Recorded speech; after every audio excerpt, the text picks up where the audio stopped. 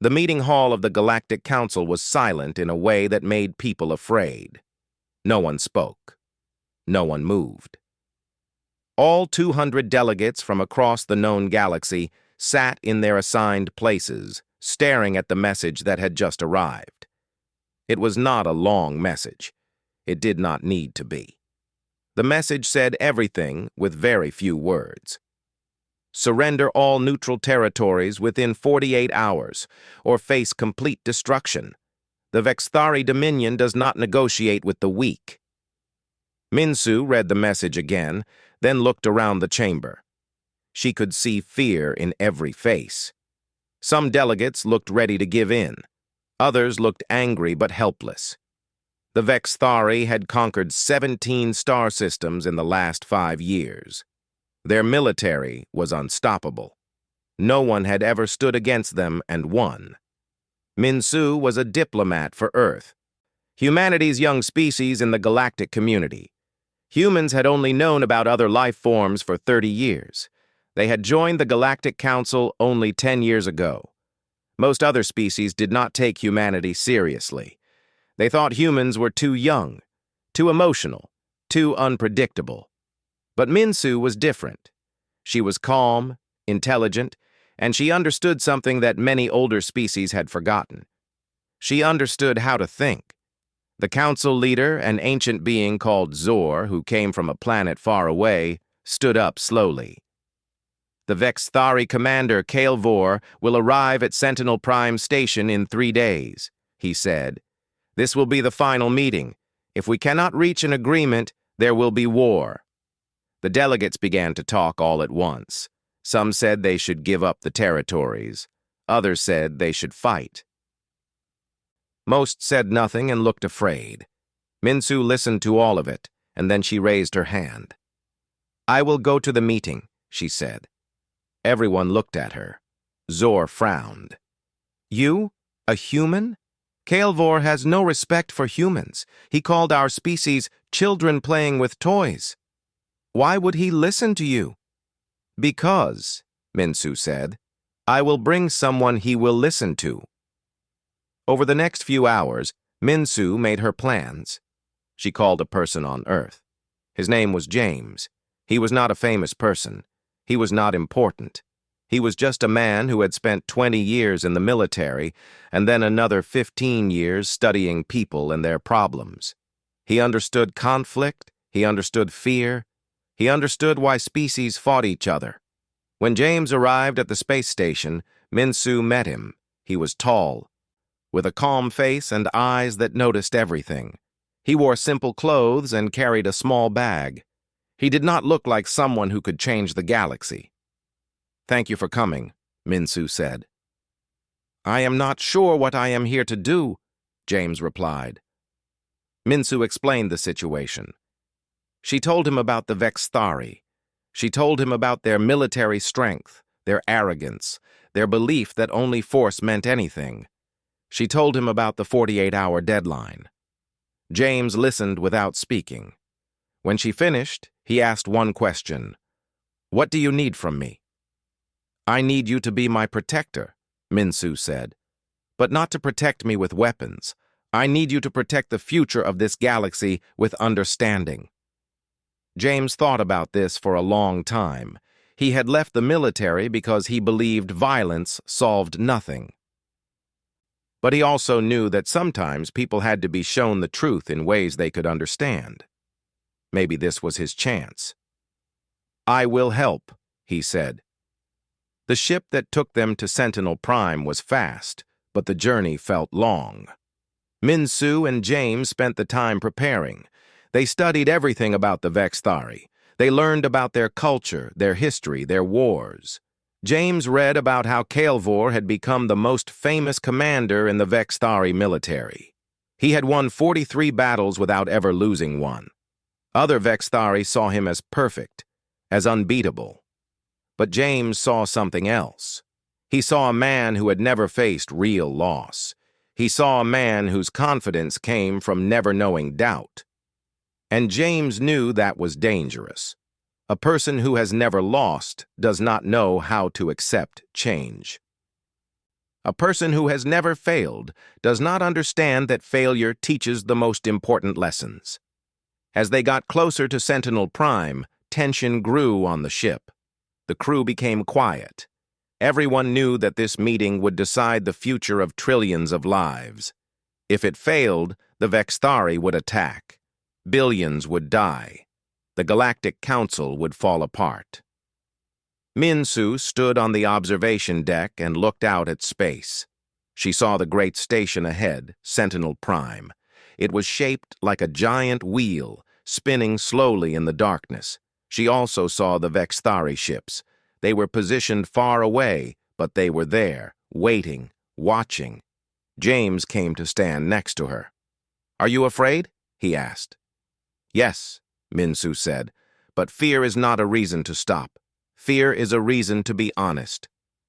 Fear means something matters." "The Vexthari commander will laugh at us," James said. "He will think we are children." "Yes," Minsu agreed. "Until he realizes that we are showing him a mirror of himself. Then he will have to choose what he wants to be." The ship began its approach to the station. Docking procedures started. Soon they would walk into the meeting room. Soon they would face HFY War. Minsu looked at James. "Whatever happens next, I want you to know that I believe in you. Not as a soldier, not as a warrior, but as a human being who understands something that this galaxy has forgotten." "What?" James asked. "That the strongest beings are not the ones who never lose," Minsu said. "The strongest beings are the ones who learn from loss and become better." As they prepared to leave the ship, neither of them knew that the next 3 days would change the entire galaxy forever. Neither of them knew that a conversation would end a war that weapons could not stop. Neither of them knew that being human, being young, being willing to think differently, would be the only thing standing between peace and endless darkness. They only knew that they had to try. The station smelled like metal and recycled air. Minsu and James moved through the corridors of Sentinel Prime, walking toward their meeting room. Other delegates watched them pass. Some looked hopeful. Others looked like they were watching people walk toward their deaths. The meeting room was huge and cold. It was designed to make people feel small. The walls were dark, and the ceiling was so high that voices echoed when people spoke. Long tables were arranged so that the Vexthari delegation sat above everyone else, looking down. It was meant to show power. It was meant to show control. Minsu and James entered and sat down. They waited. Then HFY War came in. The Vexthari commander was not like anything James had expected.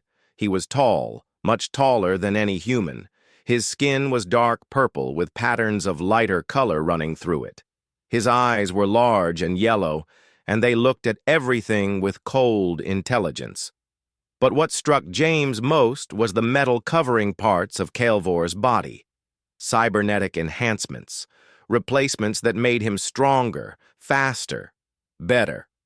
These were not natural parts. These were weapons built into a body. HFY War sat down and looked at Minsu like she was an insect he might step on. "The human diplomat," he said. His voice was deep and slow, like the sound of a machine. "The weak species that has been in space for only 30 years. Your council sends a child to negotiate the end of worlds."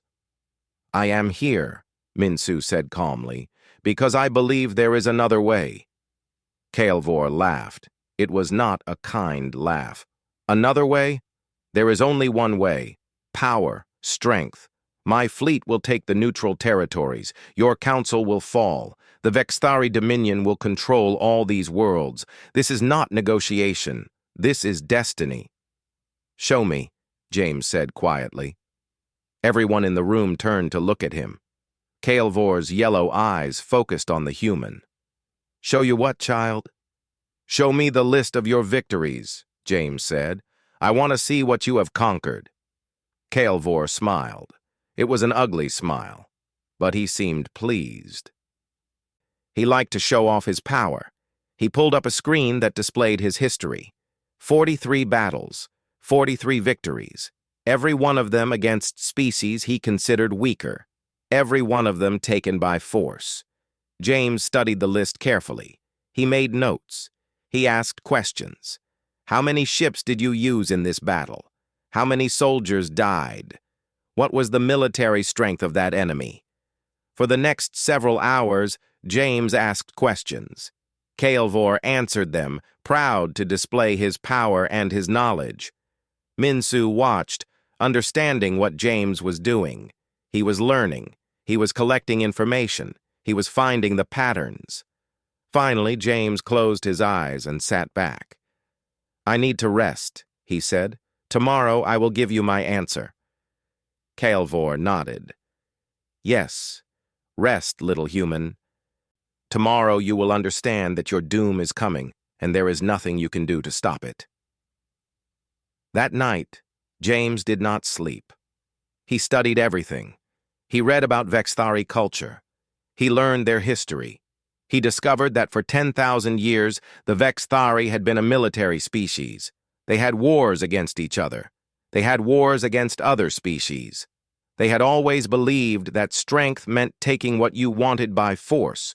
But they had also been conquered once. Long ago, before Kael'vor was born, the Vexthari had lost a war. A species called the Torathi had defeated them and ruled them for 200 years. The Vexthari had escaped that rule and built their power again. They had built it through endless conflict. James understood now. Kael'vor was not naturally cruel. He was naturally afraid. He was afraid of losing power because he had seen what it meant to lose. He had studied the history of his people's defeat, and he had decided that the only way to never lose again was to never stop winning. But there was a problem with that thinking. A problem that James could see clearly. In the morning, when James walked into the meeting room, he was ready. He had weapons, but not weapons of metal or energy. He had weapons of truth and understanding. "I have studied your battles," James told Kael'vor. "I have read your history. I understand you now, Commander. Do you know what I see?" Kael'vor leaned forward. "Tell me, little human, what do you see?" "I see a warrior who is afraid," James said. "I see someone who knows that victory is not forever. I see someone who is running away from the past instead of learning from it." The room went completely silent. No one had ever spoken to Kael'vor like this. Soldiers in the Vexthari delegation moved their hands toward weapons, but Kael'vor raised his hand to stop them. He was curious now. "Explain," he said. James stood up slowly. "Your people lost to the Torathi 200 years ago. Since that day, every Vexthari leader has been trying to make sure that never happens again. But they chose the wrong way. They chose to conquer everything. They chose to never accept peace. They chose to always be ready for war. And because of this, you have become slaves to war." "We are strong," Kael'vor said, but his voice was uncertain. "Yes," James agreed. "You are strong militarily, but strength is not only about weapons. Strength is about being able to change. Strength is about being able to accept that you are wrong and learn something new." Minsu watched James speak. She had wanted him to teach Kael'vor that victory could come from understanding instead of force. But James was teaching him something deeper. He was teaching him that the Vexthari were not naturally evil. They were naturally afraid, just like every other species. And that fear was making them do terrible things. "My species, humanity, has also fought endless wars," James continued. "We have killed billions of our own people. We have destroyed cities and made deserts out of lands. But we learned something that saved us. We learned that the enemies we fear are often just like us. We learned that understanding is stronger than weapons." "Proof," Kael'vor demanded. "Show me proof that this is not just pretty words." James smiled. "That is what I will do tomorrow. But tonight, I want you to think about something. What happens to a species that never loses? What happens to a leader who has never failed? Can such a being ever grow? Can such a being ever become more than what they are? Kael'vor did not answer, but his yellow eyes were thinking. For the first time, the unstoppable commander was considering an idea that challenged everything he believed. As James and Min-Su left the room, they did not know if they had helped or hurt their cause, but they knew they had planted a seed. Tomorrow that seed might grow into something that could change the universe. The morning came with a strange feeling in the station. Everyone could sense that something was different. Guards moved more carefully. Delegates whispered in corners. The air felt electric, like before a lightning storm. Everyone knew that today would decide everything. James had not slept.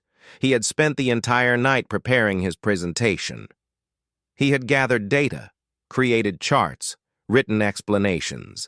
He was ready to show Kael'vor something that the commander had never seen before. He was ready to show the Vexthari leader a mirror. When James and Min-Su entered the meeting room, Kael'vor was already there. The commander had not slept either. James could see it in the way his yellow eyes moved, in the way his hands gripped the table. Kael'vor had spent the night thinking. He had spent the night questioning things he had believed in for his entire life. "I am ready to listen," Kael'vor said. "But know this, human. If you try to trick me, I will destroy your station, your council, and your entire species. I will make sure that humanity is remembered only as a mistake in the galaxy." "I understand," James said. He began to activate the screens. "What I am going to show you is the history of my species. Not our military victories, because we have not had as many as you, but our military defeats, and the lessons we learned from them." The first image showed Earth thousands of years ago. It showed wars, massive wars. James explained that ancient humans had fought each other with swords and shields. Then came arrows and spears. Then came guns. Then came nuclear weapons. Billions had died. Cities had been destroyed. But then something changed.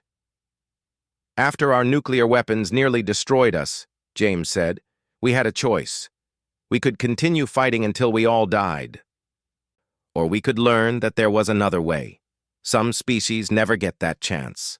They destroy themselves completely. But we survived, and we learned." Kael'vor watched carefully. He did not interrupt. James showed battles that humans had lost, wars that humans had failed to win, empires that had been conquered and had to be rebuilt. He showed the fall of great kingdoms. He showed the suffering of populations that had lost wars. He showed the sadness and the pain. "Every single one of these defeats taught us something," James said. "When we lost wars, we learned that we were not invincible. When we were conquered, we learned that we could be strong and still lose. When our cities were destroyed, we learned to rebuild them better. We learned from losing." Then James showed something else. He showed the military strength of the Vexthari. He showed their fleet designs, their weapon systems, their tactics, but he showed them in a different way. He showed their weaknesses. Kael'vor sat up straight. "This is classified information." "How do you have this?"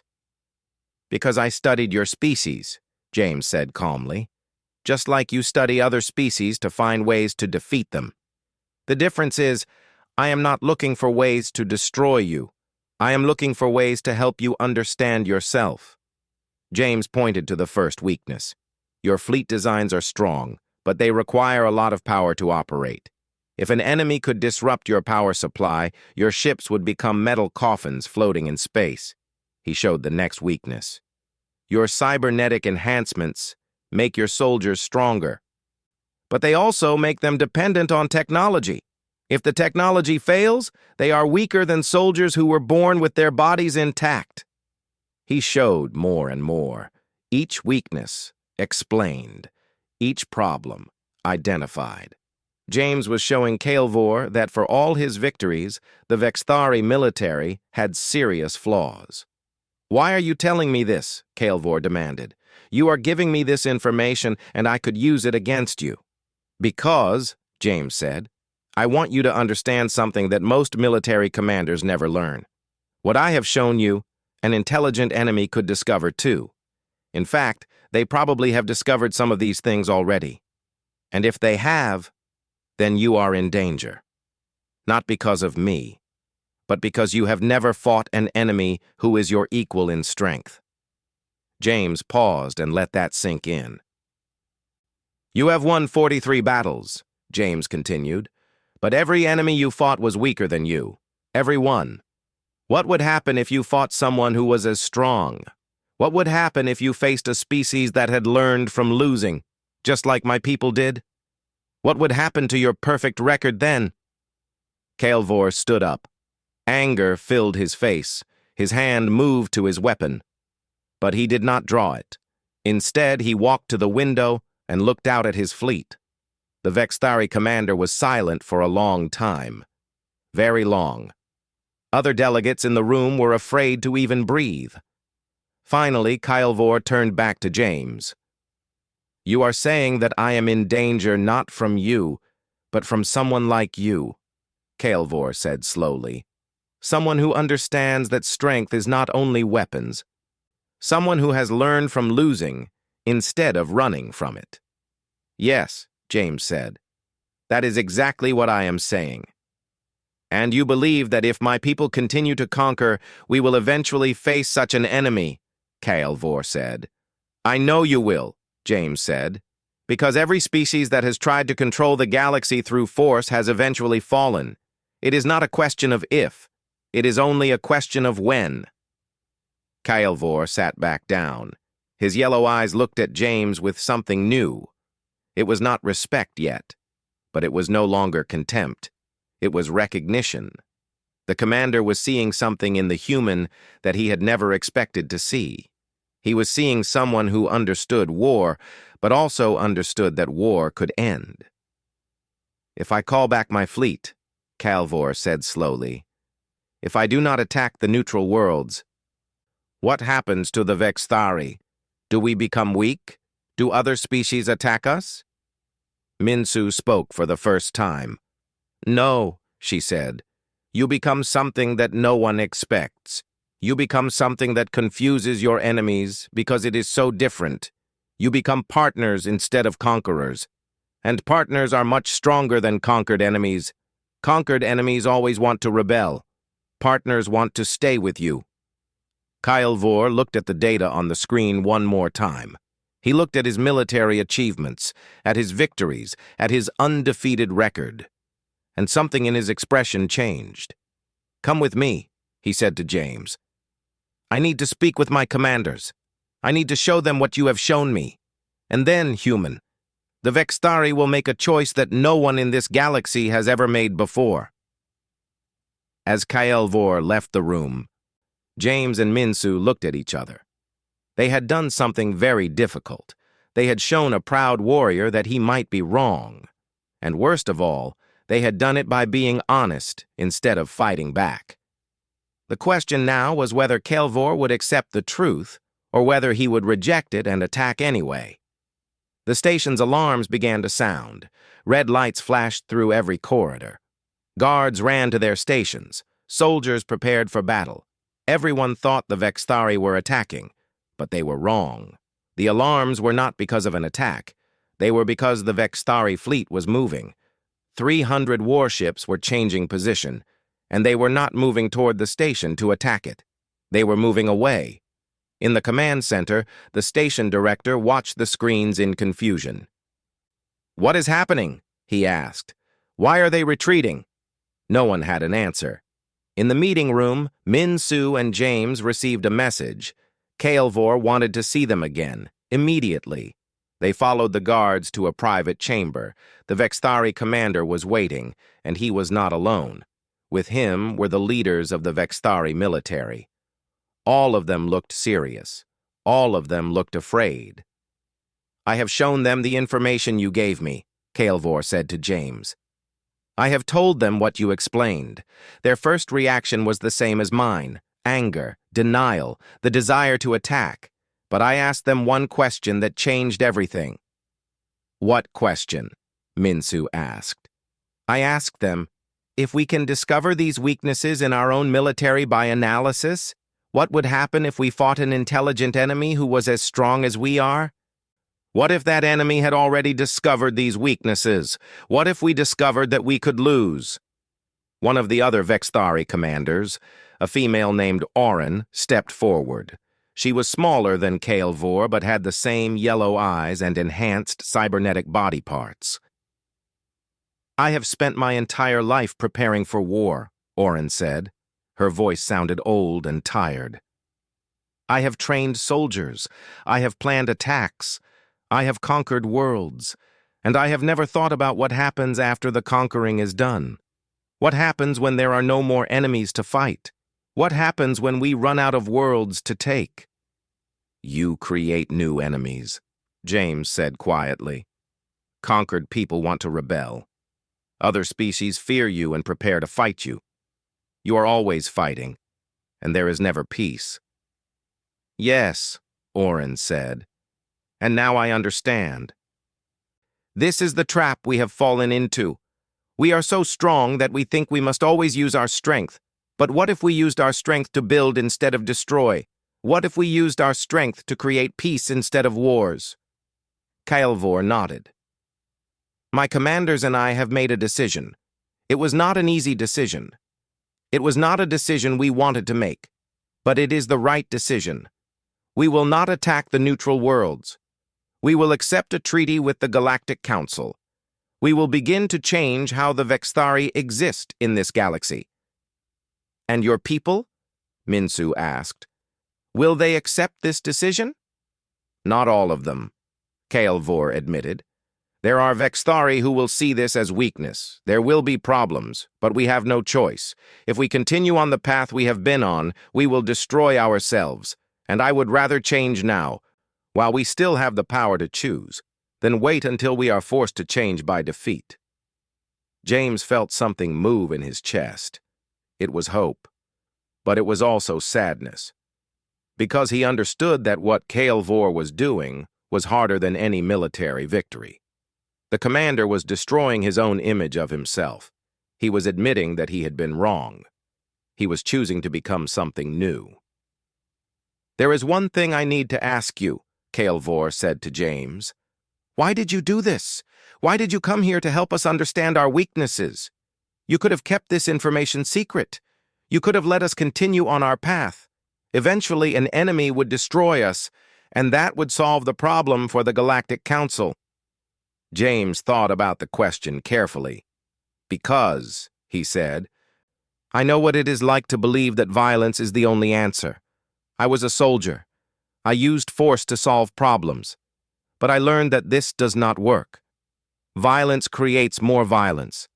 Revenge creates more revenge. The only way to break the cycle is to be brave enough to stop first.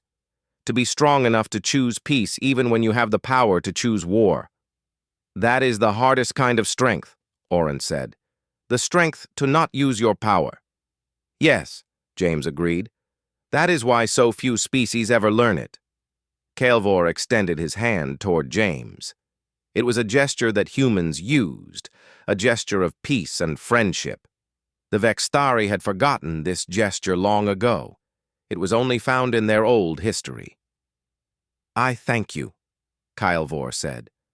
I thank you for being brave enough to face me with truth instead of weapons. I thank you for showing me that a warrior can be more than a warrior.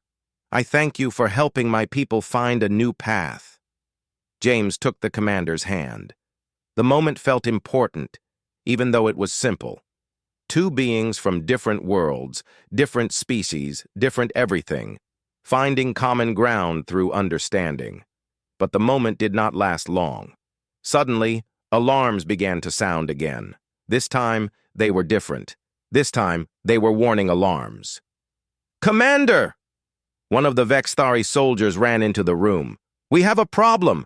Not all of our fleet is accepting the treaty decision. Some of our ships are refusing to follow orders. They are moving toward the station.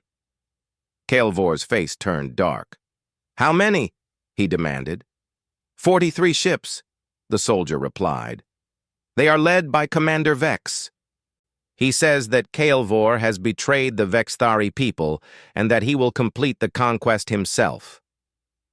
The situation had just become much worse. The Vexthari were not attacking from outside the station anymore. They were attacking from within their own people. A civil war was beginning, and the station was caught in the middle. We need to evacuate, Minsu said. We need to get everyone away from here before the fighting starts. But James was looking at Kael'vor.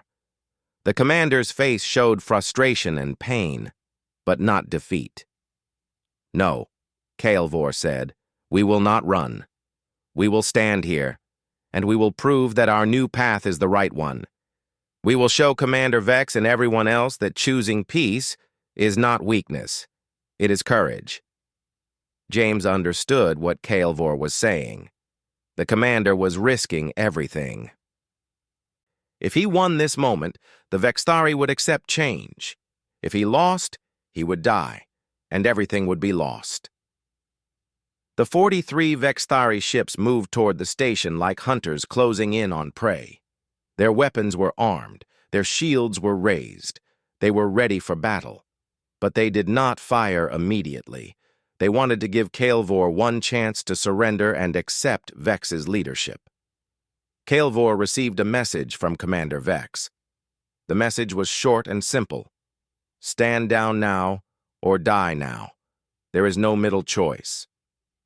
Kael'vor composed his response carefully. His words would determine not just his own fate, but the fate of his entire species. I will not stand down, he said, and I will not ask you to stand down either. Instead, I am asking you to listen. I am asking you to understand something that I have just learned. I am asking you to be brave enough to accept that everything you have believed might be wrong. You have become weak, Vex replied. You have let an alien infect your mind with lies.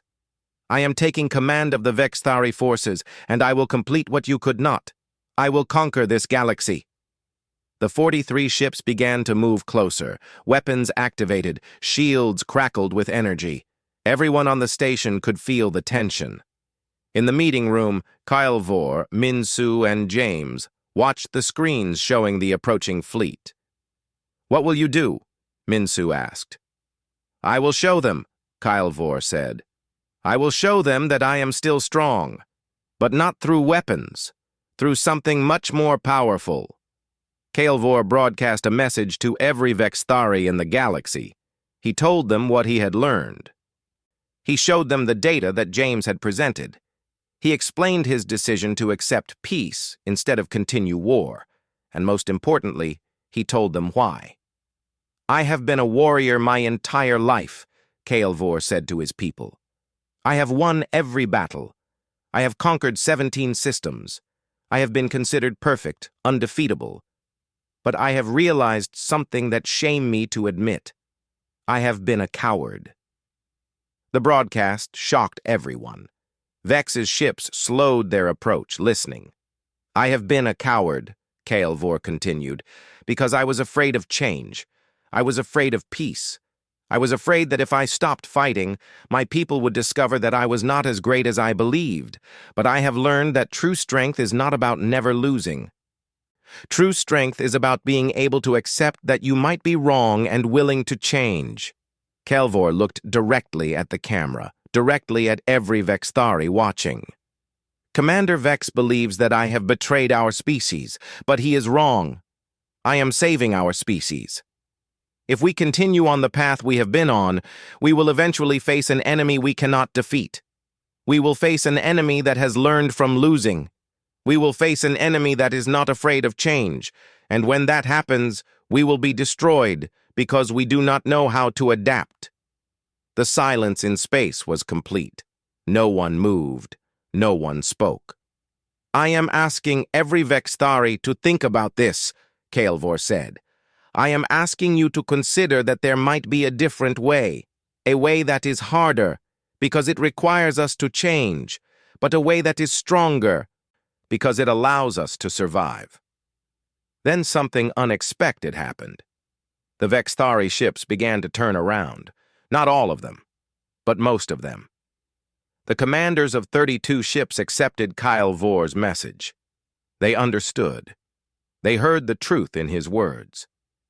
But Vex's 11 ships continued toward the station, and they opened fire. The first explosion shook the station. Alarms screamed through every corridor. The station's shields activated, but they were not designed for this level of attack. The shields would not hold for long. "Get to the evacuation pods," Kyle Vor commanded the station director. "Save as many people as you can." But James had other ideas. He turned to Kyle Vor. "Do you trust me?" he asked. "After what you have done for my people?" Kyle Vor said. "Yes. I trust you." "Then tell your remaining fleet to stand down," James said. "Tell them not to fire back. Tell them to take a risk. Tell them to show that peace is not weakness." Kyle Vor understood what James was asking. He was asking the commander to do the hardest thing of all. He was asking him to be attacked and not fight back. It went against everything a warrior was taught to do. But Kyle Vor did it. He ordered his commanders to lower their shields, to not fire their weapons, to stand there and be attacked while accepting it without response. "Why?" Oren asked, shocked. "Why would you do this?" "Because," Kyle Vor said, "if we respond with violence, we prove that we are still slaves to violence. If we accept this attack without fighting back, we prove that we have truly changed. We prove that we are strong enough to choose something different." The station trembled as more attacks came. Sections collapsed. People screamed. But Kyle Vor's fleet did not fire back. They did not move. They simply stood there, showing that they would not continue the cycle of violence. Something strange happened. Vex's attacks became weaker, then they stopped completely. The commander's ships paused, hanging in space. Finally, a message came from Vex. "Why do you not fight? Why do you accept this?" Kyle Vor responded, "Because I have realized that your type of victory is not victory at all. It is only the beginning of a longer war. But if we can accept an attack and choose not to respond with violence, then we show everyone, including you, that there is another way." The silence was complete now. Vex's ships were still powered, still armed, but not attacking. Inside those ships, commanders were thinking. They were considering what Kyle Vor had done. They were understanding the message. Slowly, very slowly, Vex's ships lowered their weapons. Then they turned around. Then they began to move away from the station. The fighting had lasted only 3 minutes. But in those 3 minutes, something impossible had happened. The Vexthari had been given a choice, and they had chosen to follow a leader who refused to fight instead of one who demanded endless warfare. Kyle Vor stood in the meeting room, looking out at the space where the battle had been.